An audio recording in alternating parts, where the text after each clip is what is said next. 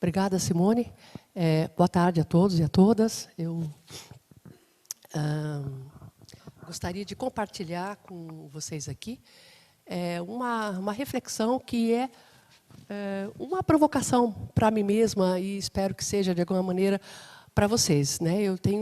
Estou aqui desde de manhã, como todos, e já me sinto provocada por muitas questões postas com relação à noção mesmo de fake news, né? E a minha contribuição, né, tem esse título: a construção textual das fake news, faltar a verdade equivale a mentir? Bom, naturalmente não, né? A gente sabe que não é exatamente, não é falta a verdade que vai caracterizar a fake news, né? Como a própria mentira e como a própria confabulação. Então eu evoquei essas três noções para fazer essa discussão. E a minha fala é um pouco a expansão de um comentário que eu fiz como reação hoje pela manhã, na mediação de uma mesa também formidável, né, na minha opinião. Mas era uma reação na verdade, a minha intervenção naquele momento, a fala da professora Ivana Bentes, né, que lá pelas tantas ela comenta assim, né, sobre a verdade, né, que a verdade não é autônoma, será que a verdade existe, né? Ela fez não com o intuito de negá-la, mas ela levantou essa questão, que é sempre uma questão posta quando a gente pensa na fake news ou discute a relação entre verdade e realismo, etc., né? Ela faz essa discussão, né, invocando Nietzsche, na verdade, o Crepúsculo dos Ídolos, né, em que fala que, entre outras coisas, que o mundo verdade é gerado da mentira. E a minha intervenção foi perguntar: será que a gente deve abrir mão da noção de verdade? Eu acho, lendo um pouco sobre fake news, né, até para construir essa reflexão, né, eu percebo que a gente não precisa abrir mão necessariamente da verdade. O que a gente pode é rediscuti-la, né? Rediscutir. E é um pouco isto que eu vou tentar apresentar aqui para vocês, né? Porque uma forma de não abrir mão da verdade é ancorar a razão simbólica vinculada a ela, né? Não desvincular a razão simbólica vinculada a ela da ancoragem interacional, da ancoragem sociocultural. Né? Quando você se você desprega essas duas coisas, né, é que uma fabricação dessa realidade pode emergir. Então, nós estamos no mundo da fabricação da realidade, a fabricação do conhecimento, a fabricação de uma verdade. Né? E eu acho que esse é o maior problema da fake news. Não é só faltar a verdade ou contar uma mentira, mas é fabricar uma realidade, uma confabulação a bem na verdade. Então, comece por aqui. Né? A questão que se coloca é: em que termos a afirmação segundo a qual nem sempre faltar a verdade equivale a mentir? Né? Então, se levarmos em conta que a condenação da mentira é um princípio ético tradicional, né, é válida quanto à tese da obliquidade da linguagem ou do nomadismo da verdade. Estou me referindo aqui ao texto de Bento Prado Júnior, de 85. A proposta dessa comunicação é refletir brevemente sobre três fenômenos que parecem assemelhados à primeira vista, pois são descritos tradicionalmente como produção de falsa informação. São eles a mentira, a confabulação e as fake news. Todos esses três fenômenos envolvem a relação entre linguagem e exterior discursivo. São performáticos e relacionais. Se produzem em relação a alguém e na relação com alguém. Enquanto práticas de linguagem, institui-se a partir de uma certa ordem discursiva que disciplina e coloca em disputa questões ético-filosóficas e socioculturais, como a noção de verdade, e regula e coloca em a noção de verdade e regula as práticas da vida em sociedade.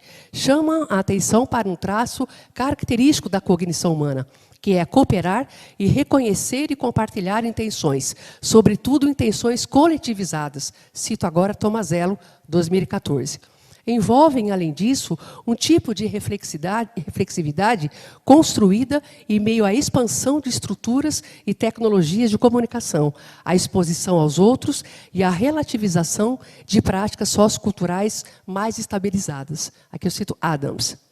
Então, fenômenos como esses evocam não apenas a antiga reflexão sobre a linguagem e mundo, mas também a relação entre crença e verdade, entre valor de verdade e efeito de verdade, né? Entre a verdade filosófica, a verdade factual e opinião, se quisermos falar, né, da tipologia feita por Hannah Arendt. Esta última distinção entre valor de verdade e efeito de verdade é pertinente para a questão posta nesta comunicação, pois diz respeito mais a acreditar ser verdadeiro do que a ser verdadeiro, o que abre um caminho de análise das relações de poder e de controle da informação na esfera sociopolítica e destaca o caráter psicossocial da adesão de indivíduos ou comunidades inteiras ao que é julgado verdadeiro, não poder ter ancoragem empírica no mundo real, mas em função de ser compartilhável com os pares e inscrito em determinado sistema de crenças que veiculam falsas verdades de forma compensatória, isto é, como expressão de convicções pessoais. Não é à toa que Hannah Arendt, né, afirma que é a falsidade deliberada, a mentira cabal, somente entra em cena no domínio das afirmações factuais. E é bem isso, né, do que se tratam as fake news, por exemplo.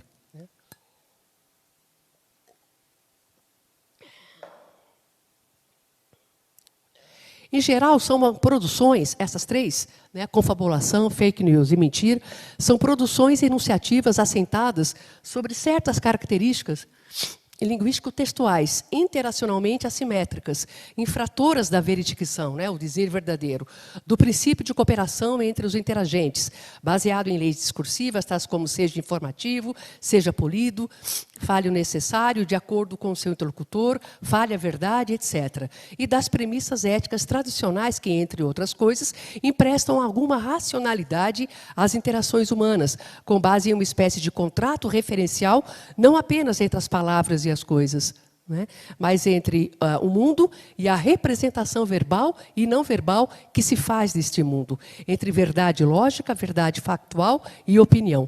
Com isso, não apenas a descrição das características linguísticas desses fenômenos se torna imprescindível para a sua compreensão, mas também a observação de processos sociocognitivos a eles atinentes, como ancoragem, foco, referência, intencionalidade, perspectivação conceitual, enquadramento comunicativo e social, né, da experiência humana, ativação simultânea de processos cognitivos em jogo, na atividade interpretativa e etc. Ainda que discursivamente assemelhados à primeira vista, pois se ajustam a um sucedâneo da realidade, de novo para evocar Hannah Arendt, né, criam, cada um à sua maneira, seu próprio espaço referencial e recursivo, no sentido de capacidade de recriar a referência discursiva, de modo total ou parcialmente dependente da realidade. O estabelecimento de um quadro de semelhanças e diferenças entre esses três fenômenos, que às vezes eles são até híbridos, né? Difícil, muitas vezes, né, à primeira vista, a gente distingui-los, se é que podemos fazê-lo, né? Pode nos ajudar a entender o que está em questão na condenação da falta à verdade e no combate a essa falta. Checagem, por exemplo, né, de informações, de falsas informações, né? Checagem analítica, observacional, né, checagem via os Big Data. Né? O termo confabulação, agora eu vou falar um pouco sobre cada um desses termos, né? O termo confabulação, narrativa considerada fabulosa, isto é, imaginária, fantasiosa, delirante, autoilusional, invenção de fatos fantásticos ou bizarros, né, que distorcem eventos reais, tem se prestado a muitos entendimentos, seja no contexto das práticas linguísticas cotidianas, seja no da pesquisa clínica. Né? A confabulação tem sido associada a síndromes mnésicas e demenciais, subsidiando, a partir da segunda metade do século XX, estudos sobre a memória autobiográfica, problema no controle da informação, organização cerebral e julgamento da realidade, fabricação de falsas memórias. Quer dizer, se fala sobre confusão mental, sobre dificuldades e gaps de memória, e, mais recentemente, a confabulação diz respeito à fabricação de falsas memórias, né? Então, uma pequena mudança de perspectiva no que faz o sujeito confabular no campo clínico. Diferentemente das confabulações, falsas informações produzidas sem intenção de iludir, como no caso dos pacientes neuropsiquiátricos, com alterações da memória ou de consciência, porque eles são potencialmente anosognósicos em relação às suas produções, não têm delas consciência, a mentira tem sido compreendida como uma afirmação ou uma negação falsa proferida com o concurso de elementos linguísticos, textuais, argumentativos, né, como falsos pressupostos, falácias, etc., manipulação de tópicos, né, deliberadamente por alguém que sabe ou pelo menos suspeita da falsidade do enunciado, em geral esperando que os ouvintes ou os interlocutores acreditem no que se diz. Né? Só uma definição clássica. Ela pode ou não sofrer injunções ético-discursivas. Isso se dá porque ela nem sempre é mal tolerada ou recebe o julgamento judicioso. Há mentiras que, por convenção social e pragmática, são consideradas aceitáveis, desejáveis ou mesmo obrigatórias. Né? São linguisticamente reconhecíveis e nem sempre faltam à verdade, induzem ao erro ou são retoricamente ardilosas. O problema da mentira, e sobretudo das fake news, parece residir não apenas no fato de que a intencionalidade nem sempre é verificável.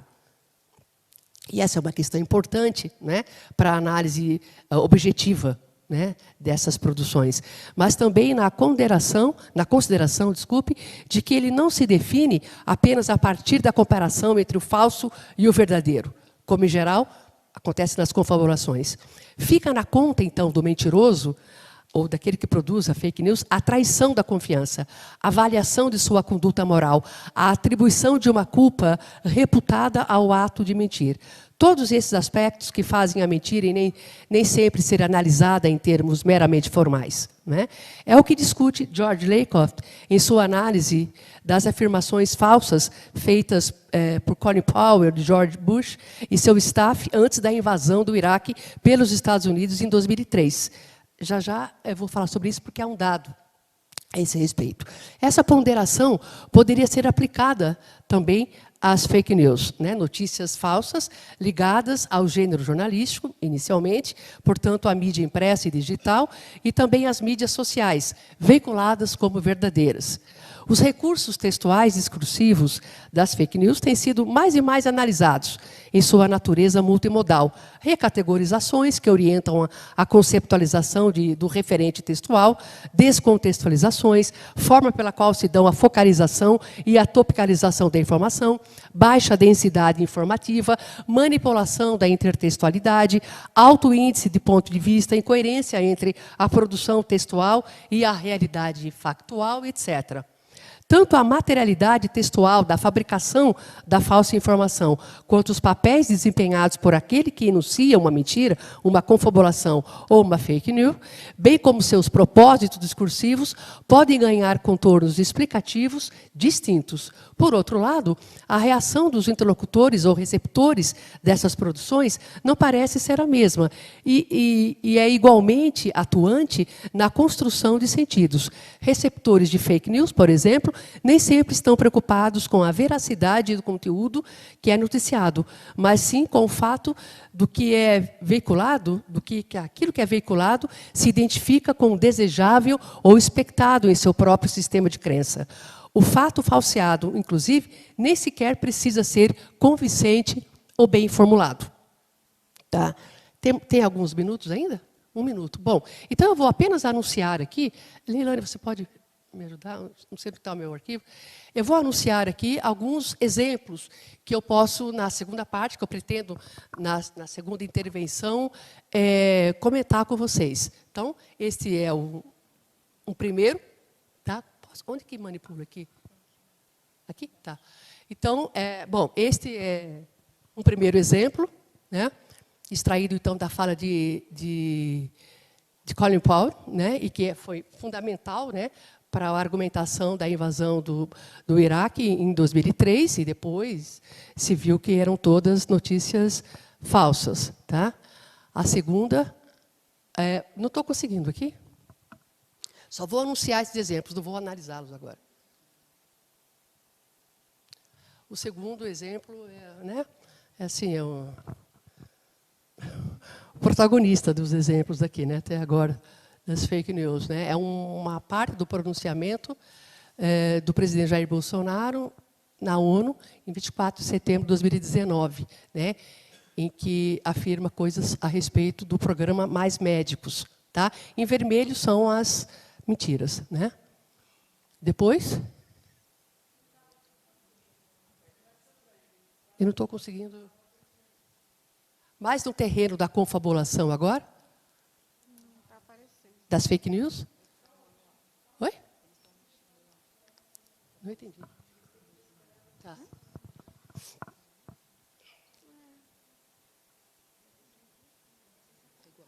Ok.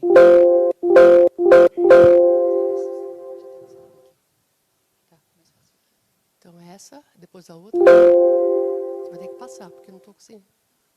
Tá? Um exemplo de confabulação, em que uma senhora produz não só falsas informações, né, mas ela fabrica uma realidade no qual não ela, que tem doença de Alzheimer e participa de uma consulta, e sim o marido é que foi consultar. Ele sim estaria doente, não ela.